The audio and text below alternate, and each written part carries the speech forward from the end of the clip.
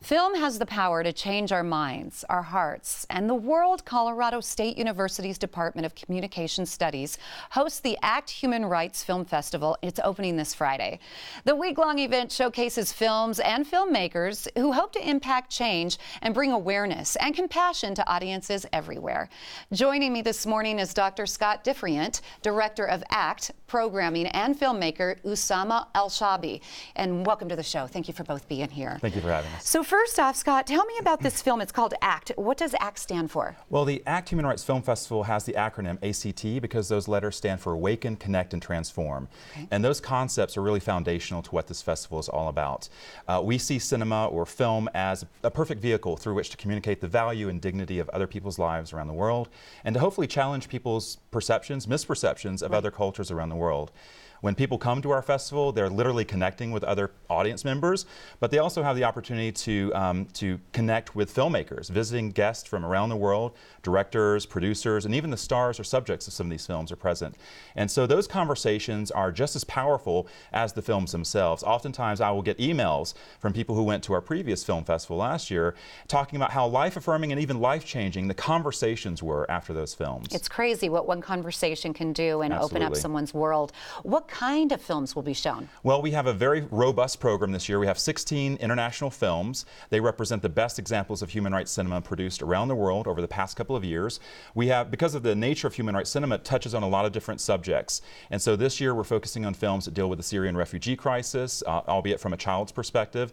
We have films that deal with the dehumanizing effects of solitary confinement on the lives of prisoners inside a supermax prison. It really runs the gamut. We have a film set in Afghanistan where advocates for social change are building schools for young girls for the first time. Young girls can go to school outside of Kabul in Afghanistan. These are heartwarming and really life-affirming stories set around the world. And to show how powerful they are, Usama, you actually have a quote to kind of explain how powerful the film is. That's right. This is a quote from the late, great film critic Roger Ebert. And he said, "For me, the movies are like a machine that generates empathy. It lets you understand a little bit more about different hopes, aspirations, dreams, and fears. It helps us to identify with the people who are sharing this journey with us." And I think that is exactly what our film festival is trying to do. Oh, that's so, yeah, that's really impactful. It really, really is. We have a clip here that I want to share with our Colorado and Company viewers. It's called American Arab. An Arab American says he was called racial slurs and beaten because of his ethnicity. The movie ends, the lights come on, and then the conversation really begins. Hang in there. It's gonna be okay. We broke up because of all the harassment I was getting. The ignorance that we grow up in the society is just outrageous. I wanna make it stop. Wow, I mean, that looks so interesting and powerful, too. And Scott, in your opinion, how has filmmaking evolved in the last 10 years? Well, certainly, I think the digital revolution has revolutionized cinema. It's made it more democratic. It's put technologies in the hands of young people who are now going out into the world. I no longer see the level of apathy I once did in my students. I see people getting really involved in not only national but international affairs. And they want to record what's going on in the world. It's really powerful stuff. Usama, why do you think people need to come support this film fest and this film in particular? Well, films, it's a way for all of us to sort of tell these human stories, okay? And one of the films that we're going to showcase is called I Am Not Your Negro by James Baldwin. And he said something profound. He said, "Not everything that is faced can be changed, but nothing can be changed until it's faced." And what we want people to come, we want them to face the screen, but also face one another and have the conversation.